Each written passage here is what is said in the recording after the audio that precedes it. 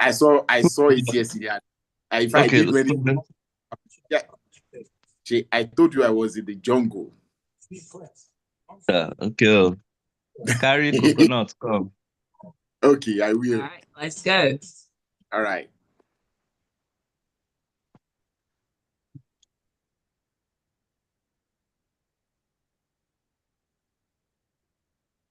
Love music, love life. It's time to take an in-depth look at the newsworthy stories from Nigerian dailies. You're listening to Freshly Pressed on Smooth 98.1, where we love music, we love life. And 7:30 every weekday, this is what we do. You're welcome to join us. The WhatsApp line is 0809 444 0981. On YouTube, you can join us at Smooth 981 FM Lagos, at Smooth 981 FM Lagos. I do not do this alone. I have my analysts, two of them today joining me. I have Devoe Okories. Good morning. Morning, world. Morning, smooth. Sean, Lakunle. New day in a new week. More problems as we go. Eku, badly behaved adults. Yeah, and thank you for joining us, Lakunle Yusuff. Good morning. Good morning, Oluwaseun. Good morning, Devoe. Good morning, everyone, wherever you are joining us this morning. Echo $5,000 salary gesture just to copy Devoe this morning. Drama, unending drama, series, and all that. Well, we're going to start with this one coming from the Punch, and it says that the House of Representatives on Tuesday passed a bill for second reading seeking to amend the constitution to allow the Nigerian Bar Association to receive petitions against corrupt judicial officers and consider the defense of the petitioned officer. Devoe? Yes, a taste of what is going on within our polity, especially what doesn't always get media attention. There's a bill currently being looked at, okay, by the House of Representatives to create some form of balance in the checks and balances for the judiciary. And what they're saying here is that they want to amend the constitution to allow the NBA, that's the Nigerian Bar Association, to receive petitions against corrupt judicial officers. Okay. Now, the whole idea, just to make it simple, because if we go constitutional here, it might be hard for people to understand. What they're saying is that, as you know, our judicial system, like every other arm of government, is wrought with a lot of corruption. And most of the checks and balances that are currently in place have not been able to deter the level of corruption. It's even, as we know, it's getting worse. So what they're saying is that beyond the National Judicial Council, that usually is supposed to be the regulator or the checks and balance on the judiciary, they want to amend the constitution to allow for a situation whereby if enough petitions go against a certain judicial officer, right, and two-thirds of the NBA members agree to that petition, then that judicial officer would be considered as retired or resigned. Okay. Um, I guess this is any move to fight corruption is a good one. I don't know how the judiciary will take this, members of the bar, because this is now, sorry, members of the bench, how they will take this. But what I know is that many lawyers do face detractions, especially with corrupt judges who petitioners are able to get across to. Most times you always hear how judges derail cases, and then sometimes all these ex parte judgments that come without hearing the other side, you know, or like as some would even say in the Namdi Kanu case, whereby superior courts have given judgments for recusal. The judge for a long time did not leave the seats. So it's gone to the second reading, but the truth is I hope it gets passed into law, because the truth is it's almost as if we've given up on fighting corruption in this country because we feel that there's no point, that the system is corrupt from head to bottom, or as Buhari used to say, from top to bottom, you know? So anything that they can put in place to check corruption must be done. The question now would be, would the bar, that's the NBA, would they be able to come together to be able to do this? Or would there be some kind of connivance that at the end of the day would make this, even this extra measure, ineffective?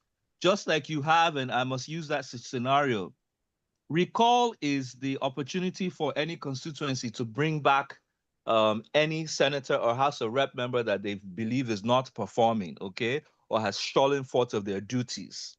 However, the process currently requires over 50% of the registered voters sending a petition to INEC. After the verification, 2/3 of either the National Assembly must also agree for that person to be recalled. So as you can see now, it's never happened in Nigeria before. Even the ones that they tried it with this guy, Dino Malaya, it failed. Now, from nowhere, Natasha Akpoti Udiaha is being recalled. And you would wonder, where did 200,000 voters come from when only 100,000 were registered to vote in the last election, you know? Obviously, we know it's being political motivated. They're being misled because we hear they were told it was empowerment, whereas it was actually signatures that were going to INEC. Now, what I'm trying to show you is that even when measures are being put in place to check people, we always find some way or the other to politicize it or to compromise it. And in this instance, the reason why they've been able to get those signatures is because they know the second level, which is required, meaning 2/3 of the Senate will have to agree, is already in place, because we know the boys club called the Senate is ever ready to take out any woman that comes in their way. I rest my case. Thank you. May I Join the may Go I ahead. quickly say one word or two to that? Go ahead, please. Okay, Quickly. so what you hear and what will actually happen, I am trying to process both of them. For me, you would imagine then that, so how does a member of the NBA who resides and practices mainly in Borno be able to make an informed decision about a petition against a judge who practices or sits mainly in Osun, when by all means possible, it is likely that their paths will never cross in both their entire careers. And then the annual conference happens once a year. So if, and that's, I think it happens in, let's, for example, say it happens in October. So it means between November and September of the succeeding year, if a judge has been perceived to be corrupt in that 10 months or 11 months period, we would wait 11 months before his case is tabled. I mean, yes, it's like Devoe said, anything to Better fight than corruption nothing. is good. But we can begin to look at the thoughts behind this idea itself. I mean, how do you put the faith of the referee in the hands of the players? That's just what I see. So you say that a referee has given a wrong call on a field of play. So players on the same field of play will say, guys, let's demand that they remove this referee. And then look at the idea of the punishment. They say once 2/3 at the conference agrees, the judge will be deemed to have retired or resigned. Why not the judge will be handed over to police for prosecution, for example, and we say we want to fight corruption? I rest my case. Let's take this one from Daily Post. Emergency rule. Reps got $5,000 as salary gesture, not bribe. And this is coming from the chairman of the House of Representatives Committee on FCT, Mukhtar Aliyu Batara, who said that what they got was not an inducement to support the emergency rule in River State, but a salary gesture, $5,000. Lakunle. Are you there? Lakunle, can you hear me? Or is a fault from my end? Devoe, can you hear me? Yes, I can. I think it's the No, network. Sheung, I can hear you. All right, please Okay. go ahead. Did you hear me read out the second story? Yes, I did. Okay. Please go ahead. So quickly to that story, we can begin to see the thought process again in the heads of of the leadership of this country. A chairman of a committee says he shares $5,000 each as Salah, whatever it is meant for, with his committee members. Where did that $5,000 come from? Let's take a moment away from the reason for the purported reason. So this same Senate makes laws and says that the only legal tender in Nigeria is the Nigerian naira. But here is the same Senate who makes that law, spending and sharing a foreign currency amongst themselves. That's one. Then two, in my village, they will say that the witch cried last night and the baby died this morning. Who does not know that it is the witch that cried last night that killed the child? Right? So we have a hot matter on the table that says this is happening. And then from the presidency or from wherever the money came from, and it became public knowledge that monies was shared, how are you going to convince us that it is not related to the incident and the big matter that everybody is arguing for and against? So the optics of the sharing of the money is horrible. It is reprehensible, and it is not indicative of the mood of the nation. So $5,000, $5,000. Some say it's 15, but this story says 5,000. I've heard some say it's 15. 15 times 109 times 264. You can do the math, then multiply that by 1,554, which was what the dollar closed at yesterday. Let's do the math. Let's see how much money. So the people who say that we should tighten our belt are the ones who are spending this kind of money among themselves to do whatever it is that they are doing. Let's even assume it's not even related to the state of emergency at all. So you can begin to see where and how the leadership of this country treats the rest of us. And it is a shame that at every opportunity, government says, I am fighting corruption, I'm fighting corruption. But where is the constitution, where is the budgetary allocation or budgetary provision for this money that has been shared? I thought that government is not supposed to spend any money that has not been provided for in the constitution. Or is this money coming from somebody's private pockets? If it is so, who is this person? Why is the person giving them Salah bonus on the 20th of the month of the Salah? Why not wait until the last day of the Salah? Or the optics just doesn't look right. There's no argument anybody can give that will convince majority of Nigerians that this is not related to the Rivers matter. And I think government needs to be circumspect. The senators themselves need to be circumspect about this kind of things. They should not come out and in the manner with which this chairman of the Senate Committee on FCT, Honorable Betala, I think I pronounced the name right, came out to say it is with no regard for anything that says, I have said what I've said, go and do whatever you like, I don't care. That's how the connection, that's the body language of him when he was saying it. And so I rest my case. Thank you. You can join the conversation by sending your messages, your contribution to 0809-444-0981. Again, 0809-444-0981. We move on to the Senate on Tuesday, accusing the Nigerian National Petroleum Company Limited, the National Agency for Food and Drug Administration and Control, as well as the Pension Commission and several other ministries, of not upholding the federal character principle. This is coming from Punch. Devoe.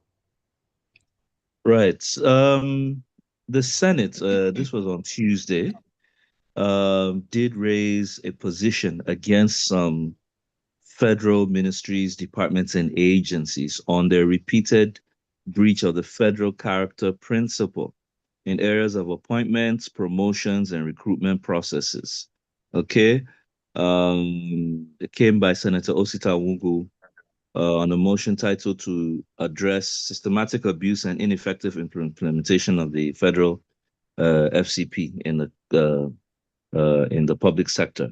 Now, basically, what he said was um, that recruitment opportunities are scarce. Yes, these MDAs don't hire every day. Promotions are frequently based on years of service rather than merits, and further marginalization of certain regions. And let's just put this in plain English. It seems as if some ethnicities and some religions are getting preferential treatment um, in public service areas. And basically, we've seen this, and he's saying what this has led to is without fair representation from various ethnicities, regions, and religion. What you have is it's a negative impact on the public service delivery, obviously morale. Now, let me give examples so that people understand. I remember a few years ago when I was dealing with the EFCC, Fulani was a de facto language inside the EFCC. Literally, English was a second language. And you had to ask yourself, um, how someone who does not speak Fulani, how would he cope? Back by talk less of Hausa. But what happened was that the EFCC became literally a domain just for a certain tribe. Now, currently, the president is being accused of only making appointments from the Southwest, okay, which is a ricochet or a boomerang from the last administration, the Buhari administration, that was also complained about, berated for only giving people from northern extraction roles, okay? Hello, are you there? Yes, I am. Yes. So literally what we've seen is a breakdown in what our old civil service used to be, whereby when this was put into the constitution, knowing that Nigerians would always attempt to politicize it. Now, I think the real issue here is not even the public sector, but it's the corruption that has uh, gotten into the full fabric of the civil service, whereby whoever is at the top, right? I mean, let's take it on a lighter note. Currently, people are wearing agbadas in Abuja. In the last administration, people were wearing babarigas. In the administration before then, they were wearing resource control. That has begun to become the nature of our politicking. And this happens when you have firm control of the head of service and you ensure that only your cronies or people from your side uh, get into power. And one thing we must say is that the act of even putting only your people into a certain place does not guarantee well-being. And that's one of the issues that we need the wider public to understand, that you put only Hausa people into position, or you put only Igbo people into position, or you put only Yoruba people into position. It does not augur well in any way it goes. Hence, why merit was supposed to be put at the top as a deciding factor to recruiting people, promoting people, you know. But it's an issue as a country that we all must address, because I don't see the federal government in any way addressing this matter, because in as much as people have been screaming, the president is still employing to one side. In the last administration, people screamed to Buhari, he was still employing to one side. And this creates a very lopsided government, because if you're going to engender unity, right? If you look at our national anthem, if you actually want to unify the country, you're going to have to ensure that you carry everybody along. But unfortunately, today's leaders have no sense of national unity. Hence, they take the actions that they do. But it must be said that we have failed in this regard, and it will take renewed leadership to be able to start to implement the federal character as it should be implemented. Thank you. We'll quickly take some messages before we continue to the other stories. Adegboyega Adideji says, good morning. Each day, Nigerians wake up to different skit content, drama back to back, from one distraction to another, from one allegation of misappropriation, misconduct, corruption, violence, killings, abduction, and terror, etc.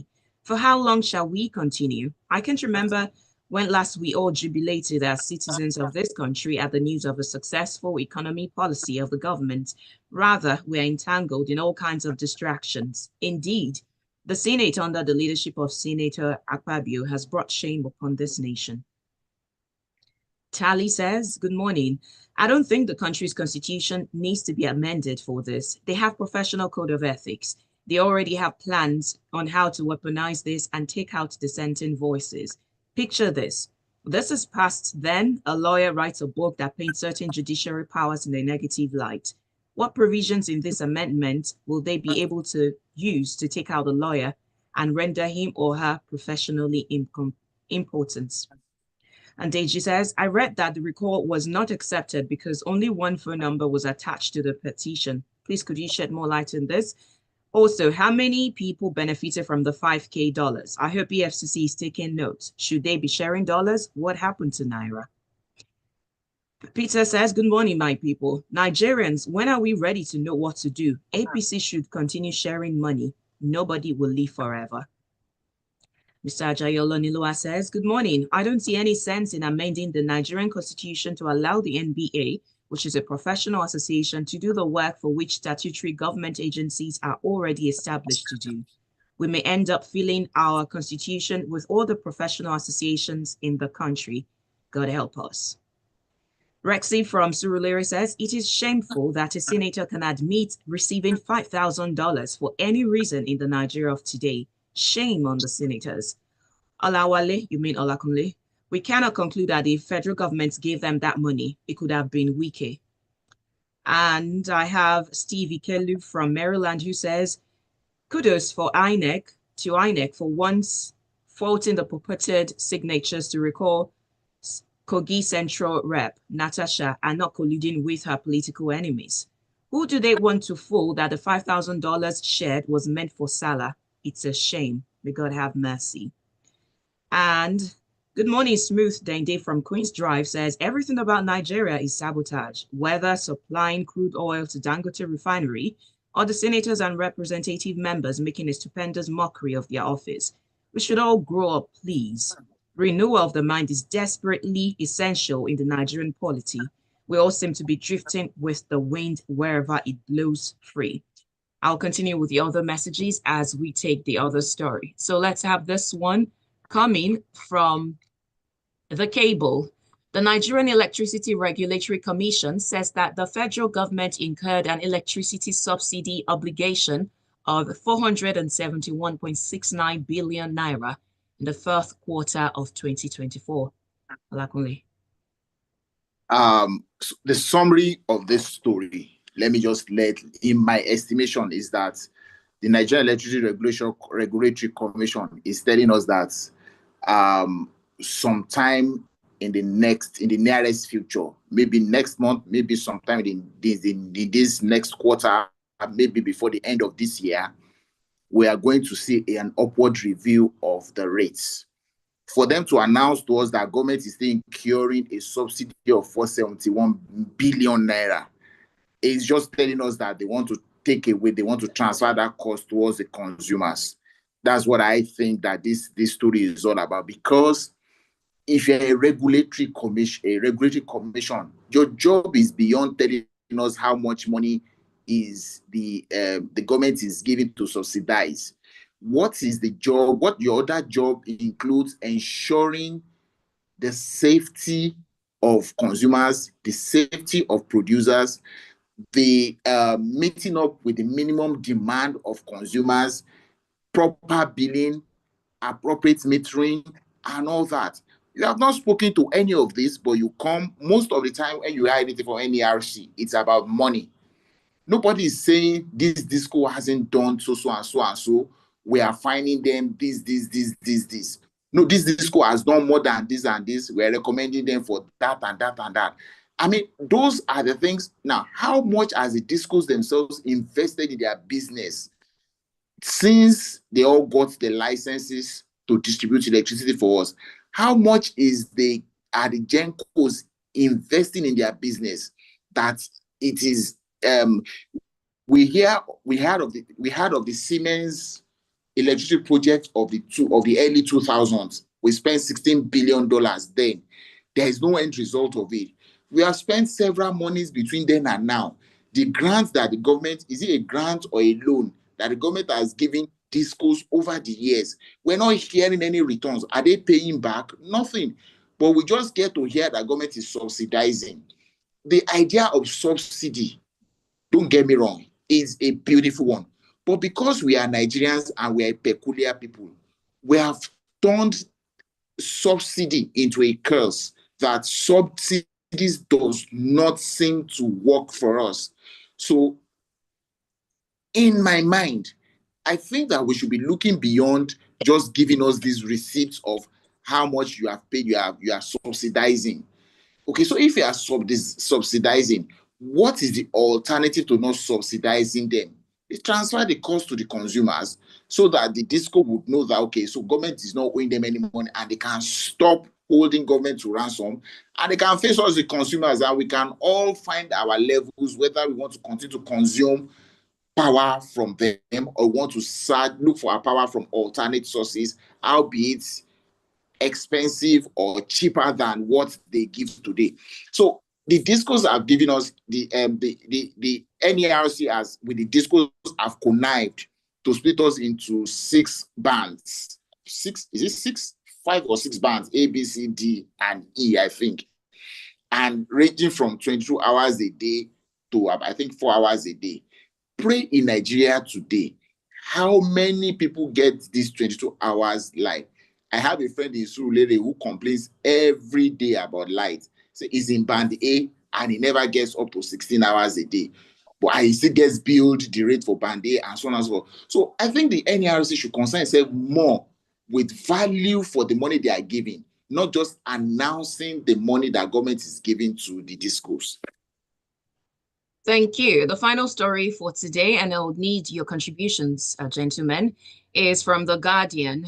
The House of Representatives has made significant inroads towards establishing the local government electoral commission in the country. So I'll start with you, Lakunle, and then I'll take your thoughts, Devoe. Okay, so 2 questions. Why, if there are all 3 levels or 3 tiers of government, and they are supposedly, according to what we now seem to have agreed, financially independent, why are we centralizing the election process of the local government? Why are we centralizing it? Why don't, just the same way there's an argument for police, why are we not allowing the local government to organize itself? Because, of course, that's supposed to be the closest government to the people. Why can't local government organize itself? Then it goes back to the question I always ask. Why do we find it difficult to manage ourselves, that we are centralizing? So the president will appoint the local government electoral commission chair, and then the person will sit in Abuja and administer a local government election somewhere in some riverine local government in Bayelsa. I mean, it's so not a good idea in my opinion. Devoe? Well, I mean, this battle, this commission will be rendered useless by governors. Just give it a little while. I'm not sure it's going to scale reading.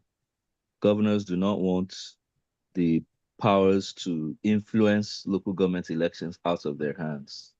So it's just a matter of time. All right, then we'll take the final messages for today, as we'll call it a morning. I have Barrister Dan Okuda from Migondo, who says, "Good morning, the crew. Do members of the National Assembly think that the rest of Nigerians are fool? Imagine the rationalization of the Abuja representative member. Too shameful."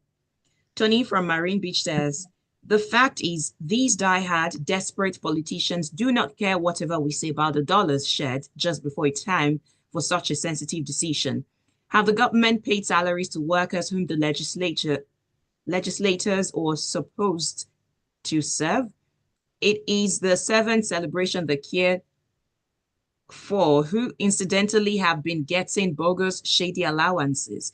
By the way, must they give them the money in dollars? Are they Americans? Put that side by side with the fact that all animals aren't equal in those houses. You'd know that the bigger ones must have gotten more than the double the amounts mentioned. Fabian from Mekpe says, good morning, everyone. As Michael Jackson sang, they don't really care about us. Our leaders appeared deaf to the objective criticism of its citizens. How did we go so low to be considered beggars that have to receive repeated handouts and empowerments rather than have gainful employment? How can we cleanse the rot in the system? We all have a role to play. Joseph Maye from Silver Estate says, good morning. The present reality Nigeria finds herself is in Femi Kuti's song, Sorry, Sorry. Is there really any hope for the citizens in this country? Lawmakers sharing $5,000 for Salah. Do you know how many people's salary is that? Politicians, Kogi State hell-bent to remove Natasha through fraudulent means. Silence from every quarters. It is well. God bless Nigeria. Daniel from Fester says, good morning, Smooth. The decay in our civil service executive arm and the judiciary is disturbing and can only lead to further deterioration of the Nigerian state. If ethnic, religious bias and avarice seem to drive our leaders, only we, the citizens, can cause and demand change from our political leaders. Nigerians must stop being docile and hold the government at Abuja to our local governments accountable. But we are divided by tribal or religious sentiments. Oluwaseun says, see, if them explain Nigeria give you and you understand, them no explain them, I'm well for you. From sharing of prayers to this Salah Rivers emergency roll money sharing to this imbalance in employment into federal MDAs, ministries, to corruptions in all areas of life in Nigeria, the Senate House of Representatives bending of laws and more to support their illegal actions. And those of the presidents, the problems plenty die. And they'll say go to courts because they know they have that area covered by every means possible. Where do we go from here? Because we can't continue like this. I'm sorry, I still see your messages, but unfortunately, we cannot take them. I am so sorry. Tomorrow we go again on Freshly Pressed. And thank you for joining me, Lakunle. It's a pleasure to have you as always. Thank you, Sean, for having me this evening. Yeah, Devoe's network probably threw him out. Now we continue on the smooth breakfast. 8:15 will be the time for us to talk sports, something lighthearted at least, in the locker room, and that will be with Tega. Join us at that time, and you can go back to the stream on YouTube at Smooth 981 FM Lagos. That's the handle you're searching for. My name is Oluwaseun Olusegun. Oh boy. Lord. This one you are dead like Eskimo like this. It's the cold in the studio. It's insane. Isn't there a way to control the temperature, to raise it a little bit or something? Yeah, there is. But number one, it's central. Number two, we consider the equipment as well. Ah, okay. Yeah. Okay. No wala. All right then. Thank you. Bye. Yep.